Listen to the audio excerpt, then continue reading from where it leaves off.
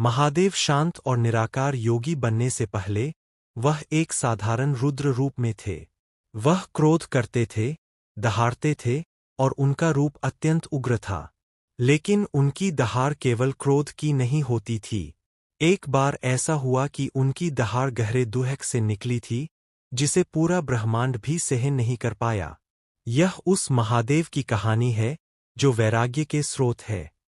लेकिन उन्होंने भी एक प्रेम किया था। उन्होंने भक्ति को स्वीकार किया था, और जब वह प्रेम उनसे दूर हो गया तो उन्हें अपने ही अस्तित्व से संघर्ष करना पड़ा। यह वही समय था जब शिव आसक्ति और वैराग्य के बीच फंस गए थे। भाग 1। प्रेम का बोझ और विनाश। कैलाश में शिव और सती प्रेम से भरा जीवन जी रहे थे। उनका प्रेम किसी नियम या मर्यादा में बंधा नहीं था। वह दो आत्माओं का पूर्ण समर्पण था। फिर आ गया वह समय, दक्ष का यज्ञ, सती का अपमान और उनका आत्मदाह। जब शिव को यह पता चला तो उनका क्रोध केवल दक्ष पर नहीं था, वह उस प्रेम के टूटने का असहनीय दुख था। शिव यज्ञ स्थल पहुँचे। सब कुछ राख बन चुका था। जहाँ सती का शरीर गिरा था वहाँ केवल आग की आखिरी लपटें बची थीं। शिव ने सती के निर्जीव शरीर को उठाया। वह शरीर केवल एक भार नहीं था, वह शिव के लिए पूरे ब्रह्मांड के दुहक का बोझ था। शिव ने शोक में तांडव शुरू कर दिया। यह विनाश का नृत्य नहीं था, यह दुरहक का तांडव था। वह इस सच को मान नहीं पा रहे थे कि जिसकी वह पूजा करते थे वह अब केवल निर्जीव देह रह गई है। उनके तांडव ने पूरी सृष्टि को संकट में डाल दिया। भाग 2। हृदय को काटने वाला निर्णय।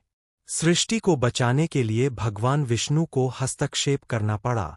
उन्होंने देखा कि अगर शिव इस स्थिति में रहे तो सब कुछ नष्ट हो जाएगा। विष्णु शिव से युद्ध नहीं कर सकते थे, इसलिए उन्होंने एक बहुत कठिन निर्णय लिया।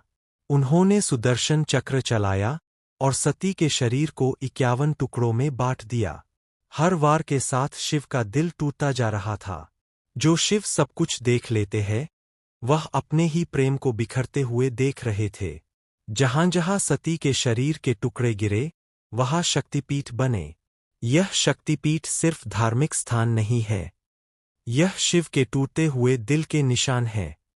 जब आखिरी टुकड़ा गिरा तब शिव के हाथों में सिर्फ राख रह गई। शिव दहाड़े, इस बार किसी पर नहीं, बल्कि इस कठोर सत्य को स्वीकार करने के लिए। उन्होंने पुनः वही ज्ञान समझा, आसक्ति ही दुरहक का कारण है। भाग 3। वैराग्य की मार्ग पर लौटना। शिव शांत हुए और उन्होंने वह राख अपने हाथों में ली। यह कोई साधारण राख नहीं थी, यह उनके सबसे बड़े प्रेम की अंतिम याद थी। कैलाश लौटते हुए उन्होंने एक महान संकल्प लिया। उन्होंने उस राख को अपने पूरे शरीर पर लगा लिया। अब यह भस्म उनका वस्त्र है। यह उन्हें हमेशा याद दिलाती है कि सब कुछ नश्वर है। प्रेम भी नश्वर है, शरीर भी नश्वर है, पूरी सृष्टि भी नश्वर है। अंत में सब राख बन जाता है। जब आप महादेव को शांत और स्थिर देखते हैं तो समझिए कि उनकी इस स्थिरता के पीछे भावनाओं पर किया गया सबसे बड़ा नियंत्रण है। वह भस्म इसलिए धारण करते हैं ताकि वह वही दर्द याद रखे और सभी जीवों को उनकी छोटी छोटी आसक्तियों के दुरहक से बचा सकें।